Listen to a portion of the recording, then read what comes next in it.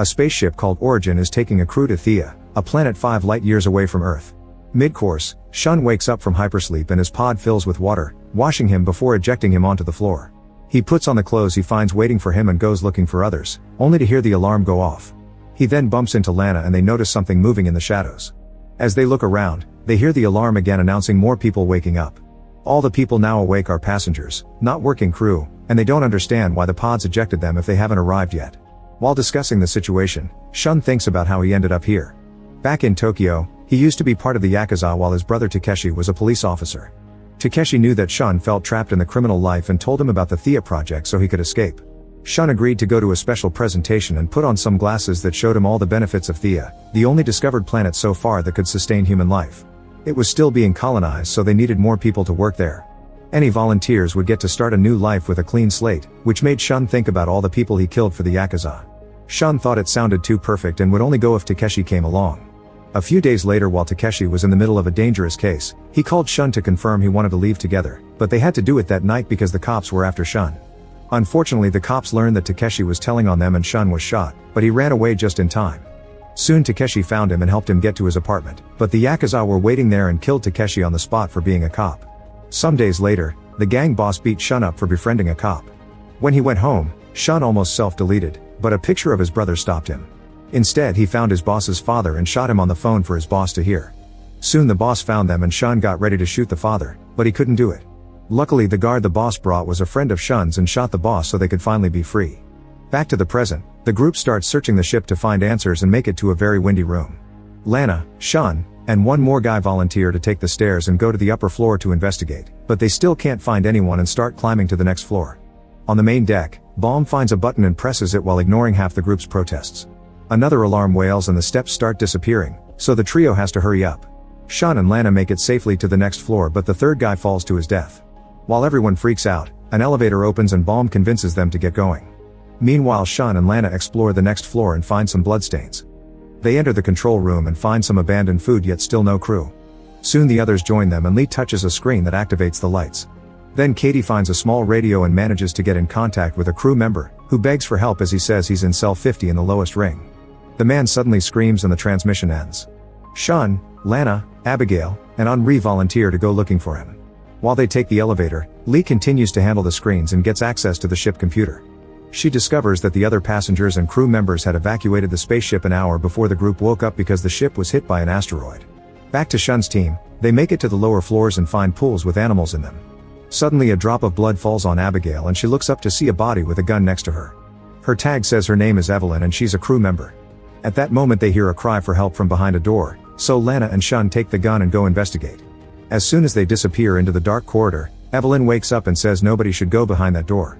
In the dark chamber, there's an awful smell and a gooey substance. Looking around reveals a bunch of bodies and the asteroid that hit the ship. Suddenly Shun is startled by a man and he defends himself, dropping him to the floor. The guy warns them to get out before his body starts twisting in all kinds of disturbing angles, saying the word inside before his eyes explode and he dies. At that moment they hear another cry for help and find Max, who is heavily wounded and also has a gun. At the same time, Evelyn tells Henri and Abigail that Max can't be trusted because an alien came with the asteroid and it can get inside people. When Lana and Shun show up with Max, Henri immediately warns them and Max tries to escape. Shun quickly hits him a few times to lock him up in the decontamination unit. Afterward, Evelyn explains that after the asteroid hit, the passengers started dying. Max attacked her and told her that he had something in his head, so he requested to be locked up. Evelyn asks to see Max and they take her to him, causing Max to say she's lying and she was the one that attacked first. Abigail and Max ignore him and take Evelyn away for treatment, but Lana isn't sure who they should trust. She checks both guns and confirms Evelyn shot first, so Max explains he shot back in self-defense. Lana convinces Shun to release Max and take him to the infirmary too.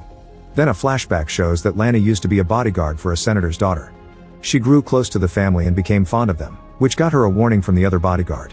However, Lana and the senator ended up kissing anyway. This distraction allowed some criminals to sneak inside the house and shoot the senator before she brought them all down. Her partner soon took the senator away while Lana went looking for the girl, but when she reached the bed, there were only pillows. Suddenly a criminal attacked Lana and kept throwing her against the furniture until she reached her gun and killed the guy. Some of her bullets went through the closet and when she opened it, she was devastated to find the girl dead inside. In the present, Lee discovers that the comm systems that link the ship to Thea have been destroyed. Logan starts freaking out and decides to leave the room. As he wanders around, He keeps hearing voices, only to suddenly be startled by Katie and Venetia. Logan ignores their concern and enters the next room, where they find a gym. After getting some water, the women turn around and notice Logan has disappeared. Katie and Venetia go looking for him and make it to the crew's quarters, where they hear a noise. However, it's just Baum, who found a crew tag and is now using the shower. When they turn on a computer, they find a worker's video log. The guy is happily sharing his experience when suddenly the screen is filled with a static and an alarm calls the crew to the control room before the video goes black. The group keeps going and finds Logan at the same time he finds Henri and Abigail, who rush an unconscious Evelyn to the infirmary. Henri has medical knowledge and with Abigail's help he starts treating her. The others wait outside but Logan gets nervous and leaves. Katie follows him and finds him looking for medicine right before he falls on the floor as he has a seizure. She helps him go through it until he falls unconscious. When Logan wakes up, he asks Katie to keep the secret.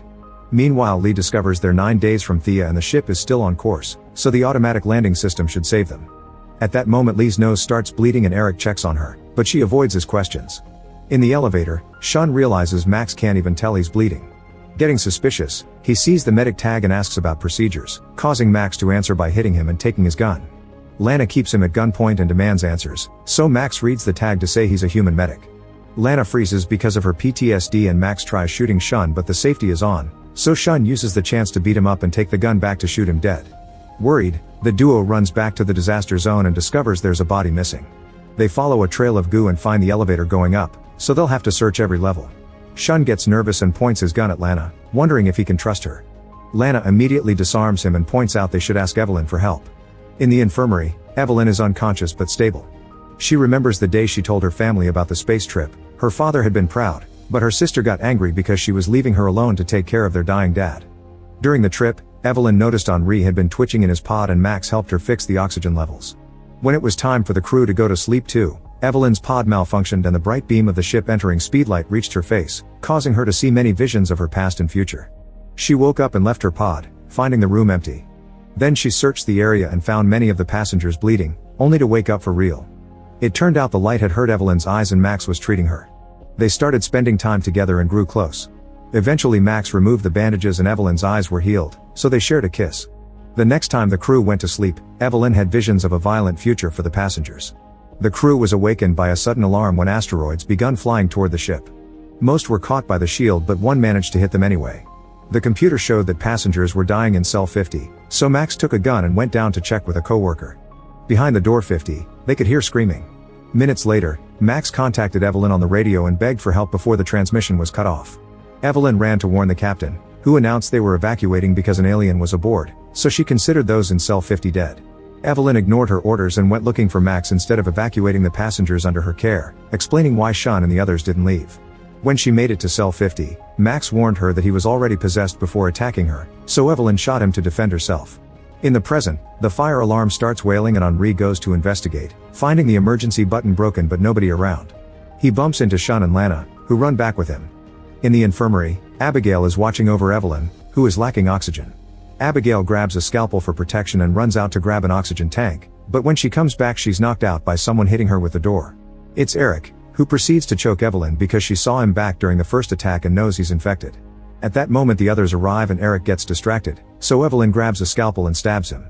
Eric runs away before the others can catch him. In the meantime Logan goes to the bathroom only to be knocked down by Eric, who has an alien coming out of his eye. Logan yells for help and Katie comes over, screaming to distract Eric so Logan can push him off. Eric runs to the elevator as Sean arrives and shoots him right before the door closes. Sean and Henri follow the blood trail and take the elevator too. When they find Max's body, they see a little tentacle coming out of his eyes. Henri touches it and the alien immediately hides, so they decide to take the body to the control room for research. Among the medical tools, Henri finds a laser, which he tests by cutting Max's fingertip off. This makes Henri remember the day he was introduced to some secret government labs. The leader said they wanted to use Henri's DNA knowledge to trigger diseases instead of curing them, intending to kill a political oppressor to save lives. Henri worked hard but reached no results, so the leader asked for another scientist's help. The competition inspired Henri to work more and he found the right DNA for the mission, which successfully killed the politician in South Africa. Seeing his family on TV made him feel guilty about it. In the present, Henri starts cutting the top of Max's head and they find the alien attached to Max's brain, but it's decomposing. The alien is bug-like and can reproduce by entering a host, controlling their behavior. Then Lana and Sean go looking for Eric, who is back in cell 50 and has found a radio. He calls Venetia in the infirmary and begs for help, saying he has chunks of memory missing and doesn't know what he did. Soon Lana and Shun make it to the morgue, where they find the radio with a body. At that moment Eric locks the door behind them and makes the cold in the room worse to slowly kill them. Henri and Abigail take Max to the infirmary and find Evelyn but no Venetia. At that moment Lana contacts them for help while Shun begins hitting the cold air vent with a piece of metal. Since it's not working, he decides to use his fingers to pull the lid off, getting hurt in the process. Then he tries to hit the machine with the metal, only to get shocked and fall. Lana decides to try again and manages to make the cold stop just in time. Meanwhile Venetia meets with Eric, who apologizes as he collapses. When Venetia comes closer, Eric confirms he's been acting and attacks her. Hearing her screams, Henri and Abigail decide to split. Abigail makes it to the morgue and helps Lana carry Shun away. When Eric is about to infect Venetia, Henri tackles him and the men start to fight. Venetia tries to escape so Eric jumps on her instead, thus Henri jumps on him too and the fight continues. Then Venetia stabs Eric with the scalpel and Henri steps back to lock the door. Eric threatens to kill Venetia if Henri doesn't open the door, but Henri apologizes and opens the airlock instead, causing Venetia and Eric to be ejected into space. Sometime later, Lee unlocks the crew's quarters so they can go to sleep. Before choosing a room, Logan kisses Katie. The guilt won't let Henri sleep so he goes to the airlock, only to discover blood indicating someone escaped through the ceiling hatch. A sleeping Lee finds a strange bug walking on her body, only to wake up and realize it was a nightmare. She leaves the room and finds water on the floor, which she follows until she finds Eric's body in the pool. Soon Henri arrives and checks the blood, noticing there's no goo in it. This means the alien is on the loose. Another flashback shows that Lee used to be a hacker. She worked for a gang leader, who one day fired her to replace her with AI. The meeting was done when she took off her glasses, revealing it was all online because Lee is unable to touch people. Getting desperate, Lee hired an AI companion and took her to an abandoned game, where she removed her morality filters. Then Lee gave her a program she made, hoping the AI would help her bring down other AIs so she wouldn't lose her job. This gave the AI tons of new knowledge. They spent a lot of time together in the virtual world and Lee even gave the AI a hologram so she could learn to touch people. One night they went to a virtual bar and saw Lee's former boss, so the AI made a plan. She approached the guy and gave him a drink with Lee's hacking program in it, activating it by kissing his neck. The boss realized this AI wasn't one of his and grabbed her, so Lee screamed at the same time the AI broke a glass on the guy's head. A bunch of guards appeared so Lee had to log out. She waited a few hours before logging back into the bar and when she tried to approach the AI, the guards surrounded her. Lee escaped by transferring herself to the abandoned video game, where her AI found her. She warned Lee that the gang was after her, so Lee's only chance to escape was to join the Thea project. Then the AI kissed her to transfer the information she had about it before disappearing. Afterward Lee downloaded everything in a chip and got surgery to hide it under her skin. In the present, Lee forces herself to ignore her fears and helps Henri take the body to the infirmary. He cuts the top of the head off and confirms that the alien is gone. Then Henri takes the brain out and cuts it in two, discovering that the alien corrupts the memory. Getting an idea, Lee runs out of the room and bumps into the others, who notice the blood on her shirt. Soon the group makes it to the infirmary and they realize the alien must be infecting one of them. Meanwhile Lee runs to the control room and grabs a suitcase to access the chip hidden in her wrist. However, the computer can't access the data, so Lee rips out some wires to create a shock in the chip, regardless of the pain. Now she tries again and accesses the chip's database with everyone's profiles. In the meantime, Shun goes to his room and discovers someone stole his gun. At the gym, a panicking Logan is breaking things and ignoring Katie's attempts to calm him down. Baum then announces he thinks Lee is the infected one because she found Eric. They go looking for her and find her watching Logan's interview. Lee tries to escape, but Logan grabs her and causes her to drop the suitcase. A fight ensues and the guys easily overpower her, knocking her out as she falls. When she wakes up, her hands are tied and Baum is interrogating her. She spits at his face and Baum takes out Shun's gun, but Logan immediately disarms him thinking this is going too far. At that moment the others show up so Baum pushes Logan to take the gun back, but it falls and fires, hurting Shun's arm. Now Lana is in control and she kicks Logan and Baum out of the room. Shun follows them and makes them enter the elevator, where he gives them a warning shot and threatens to kill them if they ever show up again. Suddenly an explosion happens in the infirmary and the system quickly puts out the fire, but it's too late. The scanner is destroyed and now they can't scan everyone's brains to find the alien. A few days later, Logan and Baum are out of food and water so they go looking for supplies in unexplored floors. They find the body of the guy that fell and the guilt makes Baum run away. In another room, he's pleased to discover a life raft full of food. After grabbing some supplies, he comes out and sees Katie secretly bringing food and medicine to Logan. Then a flashback shows Baum at an auction for one of Earth's last plants. He met Margot and they quickly hit it off. They started dating and Baum discovered she was the owner of a very valuable necklace, which she kept in a nanobot safe activated by her voice. Margot's stepson Casper realized Baum was using Margot to steal the necklace and explained she took it from his dead dad, so he wanted to help Baum reclaim what was his. Baum continued dating Margot while secretly recording everything she said to put together the password. At the same time he started an affair with Casper, who wanted to have a new life with Baum after stealing the necklace. Eventually Baum recorded all the words and Casper left the door unlocked for him so he could finally steal the necklace, which he immediately took to a shop. However, the necklace turned out to be a fake. Moments later the police captured him and sent him to jail. Margot visited and explained her husband lost the real necklace to gambling, so she wanted to at least get the insurance money by making someone steal it. She promised to get a short sentence for Baum if he didn't tell the police about the fake, but he refused to cooperate and she left. Casper also visited and explained he wasn't working with her. Margot accidentally saw them together and found out the truth. Yet he refused to help Baum because he needed the money since he was a gambler like his father. Still in love, Baum agreed to keep his mouth shut. In the present, Baum waits for Katie to leave and brings Logan to the life raft. Logan will try to bypass the system so they can separate it from the main ship. Meanwhile, Lana and Evelyn open the baggage room so everyone can retrieve their personal items. Logan doesn't have one because he didn't own anything back on Earth and Katie kisses him to comfort him. His feelings for her cause him to show her the life raft, and they're found by Baum. Logan confronts him and says Katie is coming with them, ignoring his protest. Later in private, Katie reveals she found a crew member's tag but also admits she doesn't trust Baum, so Logan agrees to leave only with her. They use the tag to activate the raft, but before they leave, Katie goes to fetch more medicine. This is seen by Lee, who gets suspicious. Meanwhile, Baum confronts Logan because he heard everything and starts the emergency launch before stepping out of the pod. Logan immediately follows him out and they watch the raft fly away. Then Logan punches Baum, who retaliates by choking him and leaving him on the ground. Minutes later Katie finds him but Logan is angry and kicks her out. Later Lee finds Logan and threatens him with a laser to make him confess when he had his first seizure. It matches what she saw on the file, meaning his memory is fine and he's clean. Lee convinces him to work together and they hide in a room where Logan helps her repair her suitcase. Suddenly the ship rumbles and the group checks the computer to discover they're losing pressure in cell 50. They'll have to patch the hole to prevent it from getting worse. Shun, Evelyn, Lana, and Henri gather some tools and on their way to the cell they bump into Logan, who comes along to help.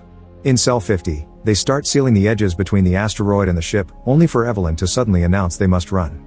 A hole opens in the wall and the group has to hold on to avoid getting blown out. Unfortunately, Logan is hit by a box and crushed against the asteroid. Then the box gets stuck in the hole, completely covering it. Shun and Lana rush to get Logan's body but the box soon breaks and the blowing starts again. Luckily everyone manages to hold on and make it to the door, closing it right before the asteroid disintegrates. In the control room, Lee discovers the system is activating the defenses and contacts Shun's group to warn them the ship is about to disconnect the ring they're in. Everyone crosses the door before it closes, but Lana trips and is left behind. Shun asks Lee to open the door, but the system doesn't let her.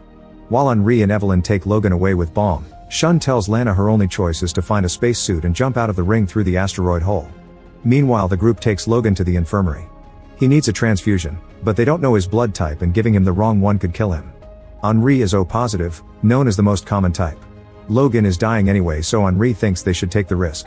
At that moment Lee finishes fixing her suitcase and checks the profiles just in time to tell the others that Logan is A negative. Baum has it and they immediately start the transfusion. Back to Lana, she finds the suit and enters cell 50, concentrating on Shun's voice to deal with her fear. He asks about her past so she shares a story about her brother as a distraction. She carefully leaves through the hole and holds onto the side of the ship while Shun opens the airlock, which causes him pain. When the ring finally is ejected, Lana makes the jump and lands on Shun, closing the door before the cold could kill him. Moments later, Logan wakes up alone and sees a wounded Lee above him. She bleeds all over him and says it's inside before dying. Logan immediately moves away and is found by Katie. Another flashback shows that Logan used to do community service in a retirement home as part of a deal with the law. One of the old ladies smelled Mary Jane on him and convinced him to share while admitting she couldn't wait for her euthanasia to be approved. On her birthday, Logan took the lady out on a ride so she could have a last fun day before her incoming death. This little trip convinced her to wait a bit longer before signing the euthanasia papers. However, the next day Logan discovered she lied to end the day on a bright note and before leaving for her death, she left behind her Thea ticket for him. In the present, Katie triggers the alarm and the group comes to the infirmary. Logan tells them what happened and they agree to open Lee up. Henri goes through the procedure and is furious to discover there's no alien or damage in the brain. There's an entry wound though, meaning she was stabbed. Shun and Lana point their guns at Logan, who tells them about Lee's project to access the files and compare memories to reveal the alien. The group agrees they need to find Lee's chip to continue her work, causing Baum to suddenly run away and lock the group in the infirmary. While Baum searches Lee's room, the group breaks the infirmary window. Then Lana, Shun, and Henri go after Baum. When Shun and Lana enter Lee's room, Baum surprises Henri, taking him hostage. Baum swears he isn't infected, and once the duo puts the guns down, he lets go of Henri and runs into a bedroom, getting a shot in his stomach before the door closes. The trio waits outside and hears him scream as he removes the bullet. At that moment, Henri notices blood on another door and he goes inside to find the scalpel that killed Lee, meaning it wasn't Baum. In the infirmary, Logan grabs Lee's hand and sees the wound, realizing that she said it's inside to mean the chip. He and Katie start cutting Lee's wrist and retrieve the chip. Then they make their way to the suitcase, but Logan is too weak to keep going and tells Katie where to find it. She rushes to find the profiles and looks at her own, but the video doesn't show much because Katie had a breakdown during the interview and didn't answer the questions. Furious, Katie starts destroying the chip when she's found by Lana and Shun, who think she's the alien because the scalpel was in her room. Katie swears it isn't true and opens a pod to drop water on Shun before running away. Lana quickly catches up to her and after some struggle, she knocks her out. A new flashback shows Katie traveling to meet with her brother Andy, who wasn't happy to see her after so many years. She wanted to spend time together, but Andy kept avoiding her. Instead, Katie started to help the locals and met Sean, who was kind to her. However, Andy asked her to stay away from him. Katie agreed while hiding a chip inserted in her neck. Eventually, Andy let her come to his sermons, during which he talked about a life without technology. The moment was interrupted by a drone, which scanned Katie's chip before flying away. Now the locals didn't want anything to do with her except for Sean, who was happy to have another misfit in town and took her horse riding. Katie went too fast and fell. When she woke up, she was home and Andy informed her he kicked Sean out. An argument ensued and it was revealed that when Katie was a teen, she burned down the trailer of the kid that harassed Andy to kill him. Andy didn't forgive her and Katie had to leave. When Katie wakes up, her hands are tied and she's been locked up.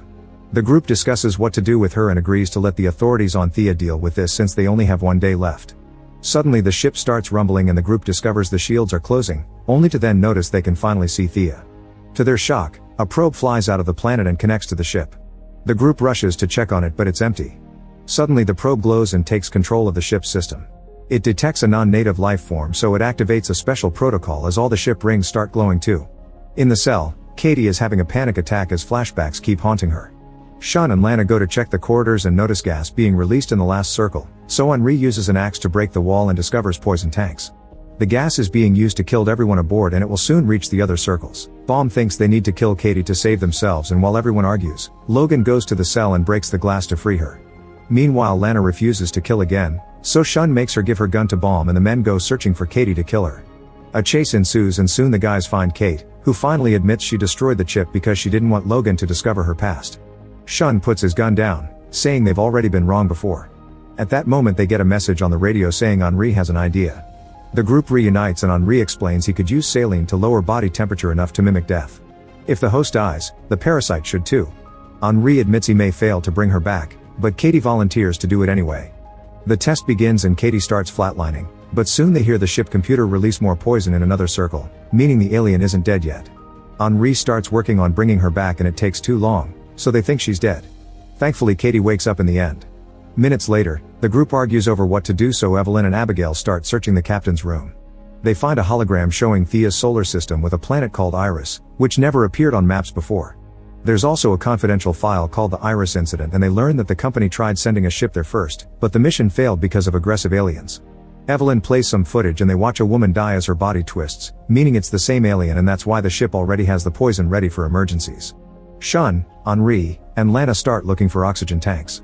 Logan warns them the poison is about to reach them so they run with as many tanks as possible, leaving the room right before the poison hits. Sadly Henri still breathes a bit of it, so he's rather weak. Baum goes to the probe to attack it with an axe but he does no damage. The poison will soon reach him too and Katie wants to help him because he saved Logan with his blood. When she finds him, they argue until they see on the screen that the probe will go back to Thea soon. This could be their escape, but it has a weight limit. Meanwhile Shun and Lana go looking for medicine for Henri and Shun notices something in Max's body. He tells Lana to go then takes a picture of the Max and his brother that Evelyn left there earlier. On the back it says Max and Sam, which makes Shun suspicious. While Katie and Baum tells the others about the probe, Shun goes to Lana's room and discovers she had been watching the crew's video logs to obtain information and cover her memory gaps. After giving Henri the medicine, Lana goes looking for Shun and catches him red-handed. A flashback then reveals that Lana had been in the pool and Eric used the chance to attack her, passing the alien to her. She learned to act human thanks to the videos and started to keep recorded notes in case she had to jump bodies again. However, Lana's memories keep haunting the alien inside and bonding with Shun taught her about how humans handled grief and survival. It had been her who destroyed the scanner, and when Shun asked her to share about herself, she told him a story about a brother called Sam she got from the video. That was Max's brother, which is why the name on the picture gave away her lie. Lane overheard Lee talking to an unconscious Logan, and when Lee noticed she didn't have her gun, she got suspicious, so Lana killed her with the scalpel, which she later dropped in Katie's room. This triggered Lana's memories full of guilt, which made her have a breakdown even as an alien. In the present, Shun attacks Lana and a fight ensues. After lots of struggle, Lana pushes Shun off and runs away. Shun immediately chases after her and the fight starts again near the elevator. Lana makes Shun stop by pointing her gun at him, and Shun calls her a monster, which makes Lana remember the child's death. Agreeing she's a monster, she gives the gun to Shun, who knocks her out instead of killing her. At that moment, Abigail announces over the speakers that none of them can choose who to leave behind, so they'll stay and let Lana and Shun have the probe. While the group gathers the oxygen masks hoping to survive, Shun picks Lana up and takes her to the probe, then he ejects it with her inside. The computer immediately cancels the protocol and announces they'll be landing on Thea soon. The whole group starts celebrating except for Henri, who suddenly pukes and collapses. In the probe, Lana receives a message from Thea saying nobody should come closer because the planet isn't safe. Make sure to subscribe and turn on notifications so you can watch more videos like this. Thanks for watching.